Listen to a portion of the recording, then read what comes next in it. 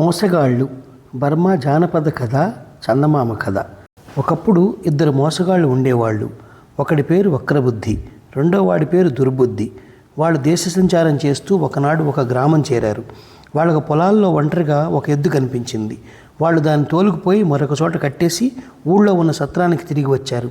వక్రబుద్ధి సత్రంలోనే దిగబడిపోయాడు. దుర్బుద్ధి ఊళ్ళోకి వెళ్ళాడు. ఈ లోపల ఎద్దుగల ఆసామి తన ఎద్దు పోయిందని తెలుసుకుని ఆ మాట గ్రామస్తులందరికీ చెప్పసాగాడు. చిన్న గుంపు తయారైంది. ఫలానా వారి ఎద్దు పోయిందని అందరూ చెప్పుకుంటున్నారు. దుర్బుద్ధి వారి వద్దకు వచ్చి, ఏదో పోయిందనుకుంటున్నట్టున్నారే, సత్రంలో దిగి ఉన్న మా గురువుగారు గొప్ప జ్యోతిష్యాచార్యులు, వారిని చూసినట్లయితే పోయిన వస్తువు జాడ చెప్పగలుగుతారు అన్నాడు. ఎద్దును పోగొట్టుకున్న ఆసామి దుర్బుద్ధిని మిగిలిన గ్రామస్తులను వెంట పెట్టుకొని సత్రానికి వెళ్ళాడు. వక్రబుద్ధి సంగతంతా విని తన పెట్టె నుంచి తాటాకు పుస్తకాలు తీసి అక్కడక్కడ చదివి కళ్ళు మూసుకొని కొంతసేపు ఆలోచించినట్టు నటించి, ఈ సత్రానికి ఉత్తరంగా పోతే ఒక పెద్ద వటవృక్షం వస్తుంది, అక్కడి నుంచి తూర్పుగా పోతే ఒక ఎత్తైన చింత చెట్టు వస్తుంది, అటు నుంచి ఎడం పక్కకు చూస్తే ఒక చిన్న మామిడి చెట్టు కనిపిస్తుంది, ఆ ప్రాంతంలోనే నీ పోయిన ఎద్దు ఉన్నది అని ఆసామితో అన్నాడు.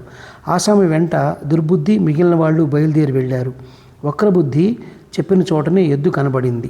గురువుగారి దక్షిణ అని దుర్బుద్ధి ఆసామి వద్ద 10 రూపాయలు వసూలు చేశాడు. మోసగాళ్లకు బాగానే గిట్టుబాటు అయింది. వాళ్ళు ఆ గ్రామం విడిచి మరొక చోటుకి ప్రయాణం అవుతుండగా గ్రామాధికారి వారి కోసం వచ్చి, మీకోసమే వచ్చాను, మీరు ప్రయాణం కట్టినట్టున్నారు, ఇంకా నయం, కాస్త ఆలస్యమైతే నా గతి ఏమయ్యేది అంటూ తాను వచ్చిన పని గురించి చెప్పాడు. ఆయన ఇంట ఉండే బంగారు పాందాన్ పోయింది, ఎవరో దాన్ని దొంగిలించారు, దాన్ని జ్యోతిష్యాచార్యులు గారు గ్రామాధికారికి తిరిగి ఇప్పించాలి. వక్రబుద్ధి క్షణం పాటు దిమ్మిరిపోయాడు. కానీ మోసంలో సిద్ధహస్తుడు కావటం చేత ఇది వర్జ్య సమయం, ఇప్పుడేమీ చూడడానికి లేదు, రేపు ఉదయం వచ్చినట్లయితే ఆ దొంగతనం విషయం ఆచూకీ తీస్తాం అన్నాడు. చిత్తం, అలా అయితే రేపు సూర్యోదయం వేళ మళ్ళీ తమ దర్శనం చేసుకుంటాను అని గ్రామాధికారి వెళ్ళిపోయాడు. మనం వెంటనే ఉడాయించడం మంచిది అన్నాడు దుర్బుద్ధి. రాత్రి మాటుమణిగాక బయలుదేరదాం అన్నాడు వక్రబుద్ధి. ఈ లోపల గ్రామాధికారి ఇంటికి తిరిగి వెళ్ళి దొంగను జ్యోతిషాచార్యులు పట్టుకుంటానని మాట ఇచ్చాడని, ఆయనకు సాధ్యం కానిదంటూ లేదని, తన పాందాన్ తిరిగి దొరికినట్లేనని అందరికీ చెప్పేశాడు. ఆయన పరివారంలో ప్రారబ్ధం అనేవాడు ఒకడున్నాడు. బంగారు పాందాన్ దొంగిలించినది వాడే. జ్యోతిషాచార్యుల సంగతి వినగానే వాడి గుండెల్లో రాయి పడింది. ఆ రాత్రి వాడు సత్రం కేసి వెళ్ళి మోసగాళ్ళుంటున్న గది కిటికీ కిందకు చేరి లోపల జరిగే సంభాషణ ఆలకించసాగాడు. అప్పుడే మనం పోయి ఉండవలసింది, ఇదేమిటి చీకట్లో పడి దొంగ వెధవల్లాగా, నాకేమీ బాగలేదు అంటున్నాడు వక్రబుద్ధి. నన్నేమీ అనకు, ఈ దొంగతనం వచ్చి పడుతుందనుకున్నామా, మన ప్రారబ్ధం కాకపోతే. ఆహా, ప్రారబ్ధమే అన్నాడు దుర్బుద్ధి. ఈ మాట వినేసరికి ప్రారబ్ధం గాడికి గుండె ఆయుసిపోయింది. వాడు లోపలికి వచ్చి మోసగాళ్ల కాళ్ళు పట్టుకుని, బాబు రక్షించండి, పాందాన్ దొంగిలించినందుకు నా తోలు ఒలిచేస్తారు, అది ఎక్కడ దాచానో తమకు చెప్పేస్తాను, నా ప్రాణం కాపాడండి అన్నాడు. సరే, ఆ దాచిన చోటు చెప్పు అన్నాడు వక్రబుద్ధి. ప్రారబ్ధంగాడు పాందాన్ దాచిన చోటు చెప్పి చల్లగా తిరిగి వెళ్ళిపోయాడు. గ్రామాధికారి మర్నాడు సూర్యోదయం వేళకు వచ్చాడు. వల్లకాడులో ఉండే సావడి మెట్ల దిగువన పాందాన్ పాతిపెట్టి ఉన్నది, వెంటనే వెళ్ళి తెచ్చుకోండి అన్నాడు వక్రబుద్ధి గ్రామాధికారితో. గ్రామాధికారి వెళ్ళి వల్లకాడులోని సావడి మెట్ల కింద తవ్వి చూస్తే పాందాన్ దొరికింది. ఆయన పరమానందభరితుడై జ్యోతిష్యాచార్యులకు 100 రూపాయలు కానుక ఇవ్వటమే కాక ఆయనను ఆయన శిష్యుణ్ణి తన ఇంటికి భోజనానికి ఆహ్వానించాడు.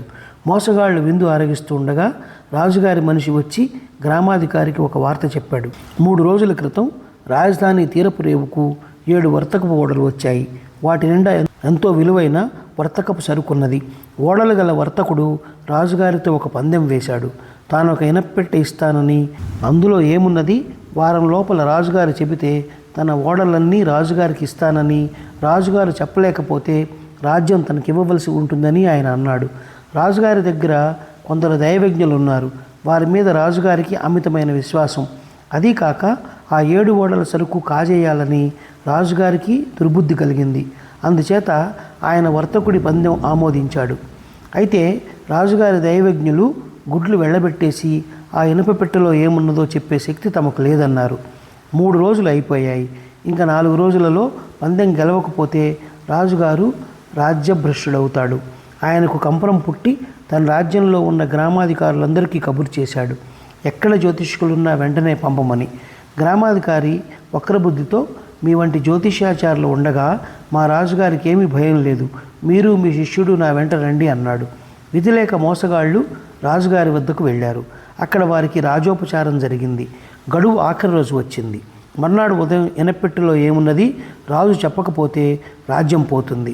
మోసగాళ్ళు రాజుకు చెప్పలేకపోతే వాళ్ళ తలలు పోతాయి. ఈ రాత్రికి పారిపోదాం అన్నాడు దుర్బుద్ధి. ఎక్కడికని పారిపోదాం?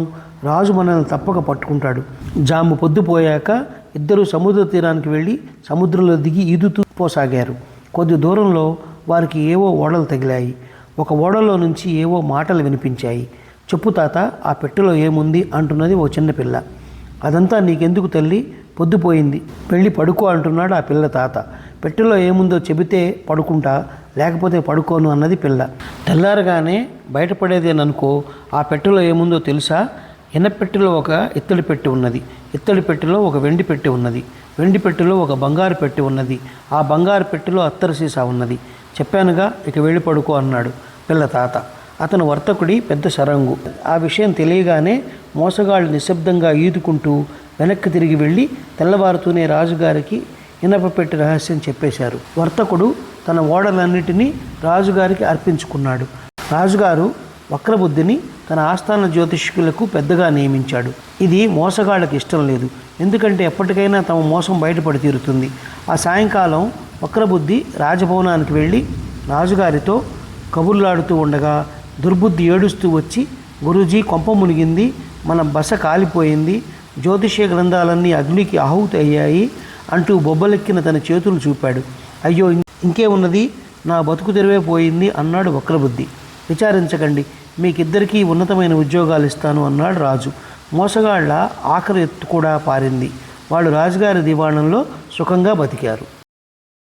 ఈ కథ నచ్చినట్లయితే షేర్, లైక్, సబ్స్క్రైబ్ చేసి పక్కనున్న గంట ఐకాన్ని కొట్టండి.